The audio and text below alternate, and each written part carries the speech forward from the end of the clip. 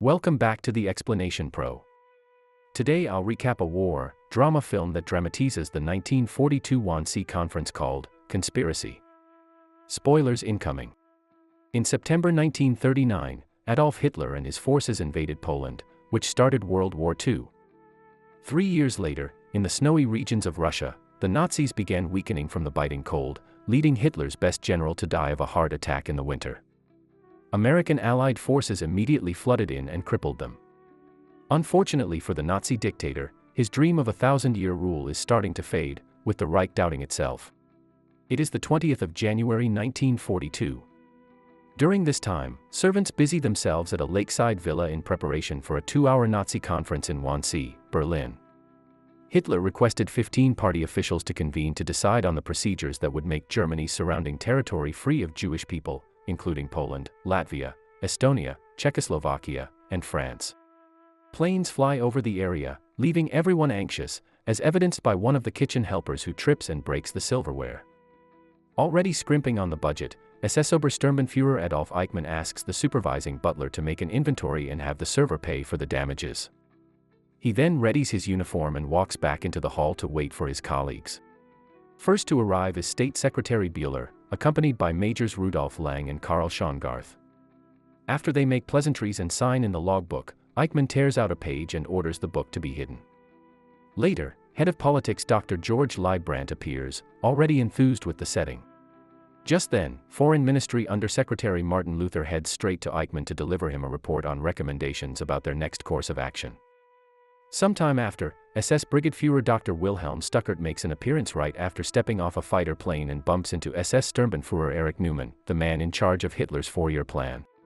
They immediately meet with Deputy Head Friedrich Wilhelm Kritzinger about what to do against the Russians now that one of their own has died. Another critical party member, SS Oberführer Dr. Gerhard Klopfer, makes his way through the hall to inform Eichmann that his tardiness is due to his brief appearance at another meeting discussing the invasion of Moscow led by an inexperienced general.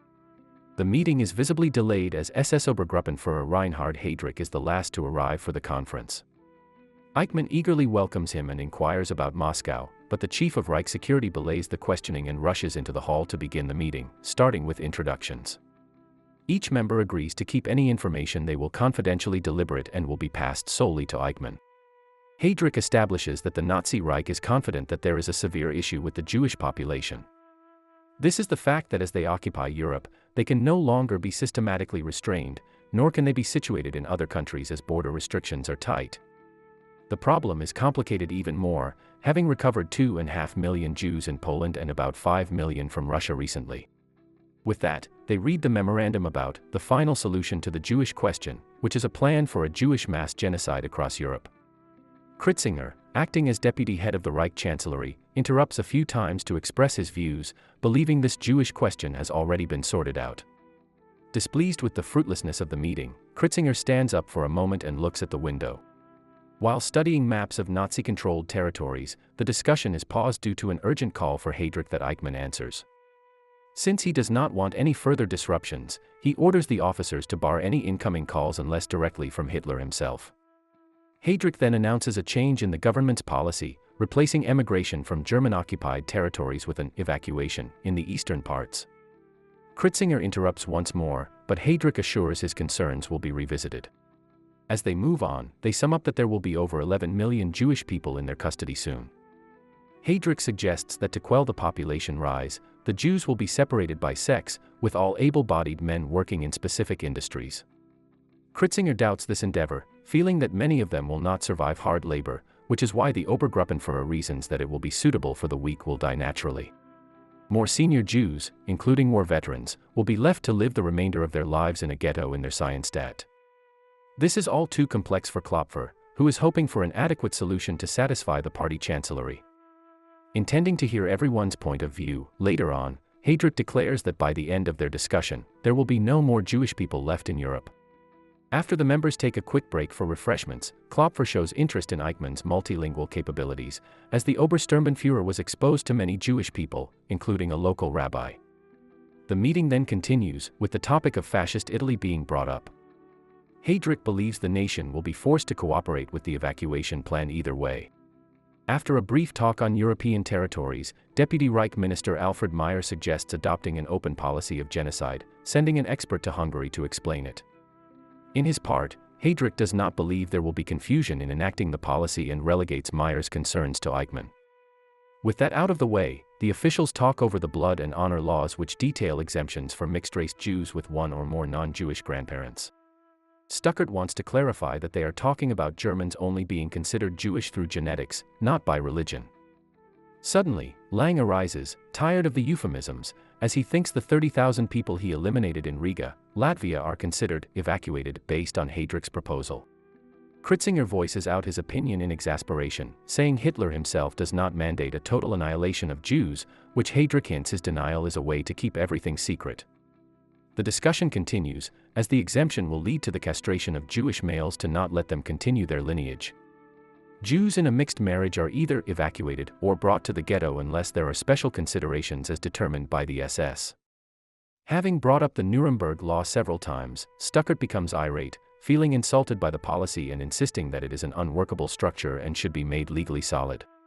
He believes these haphazard standards will bring about administrative disorganization and suggests simply sterilizing all Jewish people.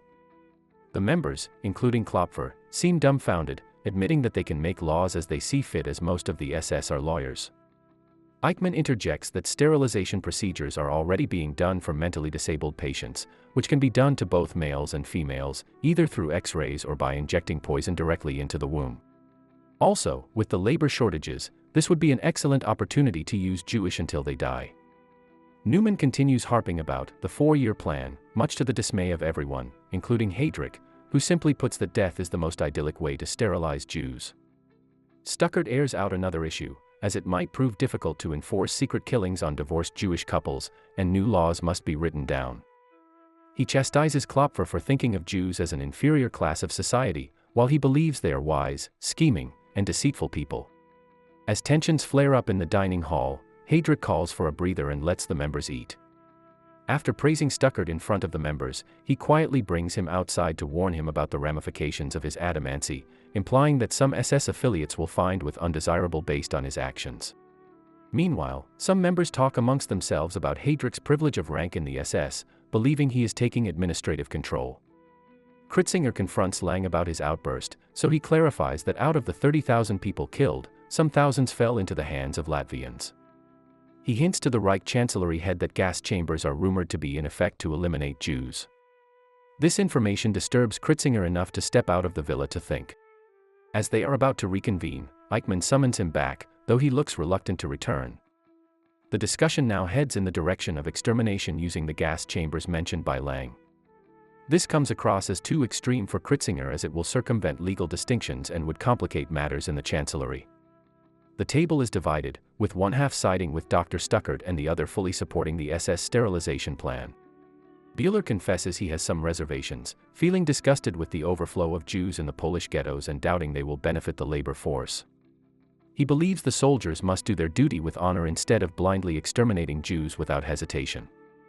Eichmann then further explains the necessity of the chambers, that a carbon monoxide gas will be used as Jews will be encapsulated in a tiny space naked. Bühler is astonished to learn that SS has been building extermination camps since 1940. He feels blindsided since they have been preparing for the Jewish solution over his authority. To increase productivity, Eichmann continues by saying that at least 30 mobile gassing trucks have been built, with 3 already operating a month ago. As he describes that the Jews will come out pink due to carbon monoxide poisoning, Otto Hoffmann suddenly excuses himself to the bathroom, feeling slightly uncomfortable. Eichmann checks in on him, finding out he attributes the pain to inhaling a nasty cigarette. It is becoming clear that the officials have gathered not to deliberate their issues with the Jewish problem but to be given orders by the SS, specifically Heydrich, already intent on undermining the operation from other agencies like the Interior and the Chancellery.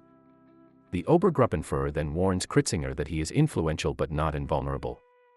He intends to force Kritzinger into an agreement if he wants to be practical with the matter of the final solution. The deputy head relents, realizing there is no hope of giving Jewish people livable conditions. Later, Newman brings up the 4-year plan again to Muller, believing it is what Hitler wants, though the latter knows that the responsibility for the decision has passed on to Heydrich. He suggests that Newman abstains from voting if he feels uneasy. The conference goes back on track, with everyone discussing it amongst themselves.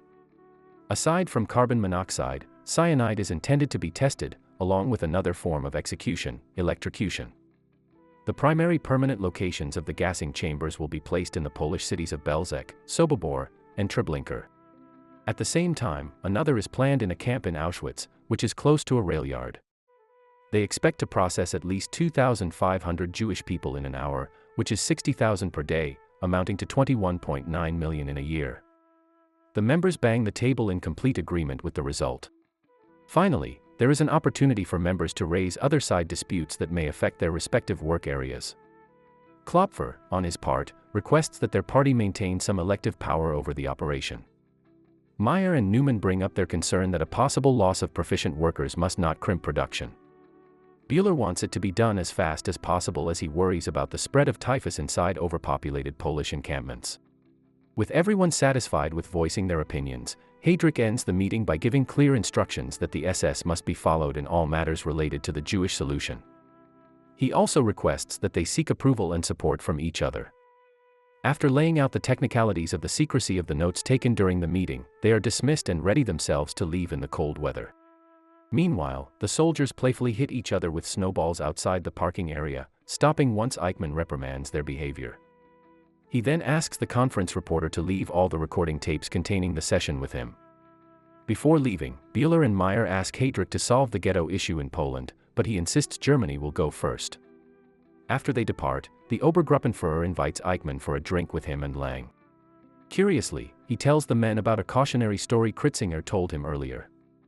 It was about a man the deputies had knew in childhood, who did not shed a tear when his mother died but cried a river during his cruel father's death. He explains that man had been driven to hate his father, so with him gone, his life becomes meaningless with no one to hate. This mirrors their own life in the SS, though Heydrich does not believe in the warning. With Heydrich gone, Eichmann plays a vinyl with the music of Austrian composer Schubert as all the servants at the villa dispatch any trace of the meeting, with some papers burned in the fireplace. Eichmann returns to the hall and collects all the documents on the dinner table before hastily departing. He would later edit the stenographic record of the conference carefully and distribute them to the participants to be read and later destroyed. Eventually, the villa is cleaned thoroughly and left spotless as if nothing had occurred inside.